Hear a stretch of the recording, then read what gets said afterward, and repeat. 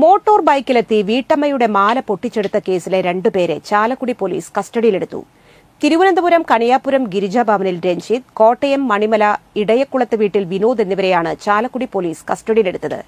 മാസങ്ങൾക്ക് മുൻപ് ശാസ്താംകുന്ന് ക്ഷേത്രത്തിന് സമീപത്തായി OK സ്റ്റോഴ്സ് നടത്തുന്ന ബിന്ദു എന്ന വീട്ടമ്മയുടെ കടയിൽ സാധനങ്ങൾ വാങ്ങാൻ എത്തിയ ശേഷം കഴുത്തിൽ കിടന്ന 3 പവൻ വരുന്ന മാല പൊട്ടിച്ചെടുത്ത് പ്രതികൾ രണ്ടുപേരും മോട്ടോർ ബൈക്കിൽ കടന്നുകളഞ്ഞു.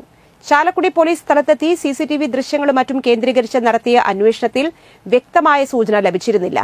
കഴിഞ്ഞ ദിവസം തിരുവനന്തപുരത്ത് മറ്റൊരു കേസിൽ അറസ്റ്റിലായ 2 പ്രതികളെ കസ്റ്റഡിയിൽ വാങ്ങി കടയിലെത്തി തെളിവെടുപ്പ് നടത്തി. വിവിധ സ്റ്റേഷനുകളിലായി നിരവധി മോഷണ കേസുകളിൽ പ്രതികളാണ് ഇരുവരുമെന്ന് പറയുന്നു. SI മധു ബാലകൃഷ്ണന്റെ നേതൃത്വത്തിൽ അന്വേഷണം നടത്തി പ്രതികളെ കോടതിയിൽ ഹാജരാക്കി.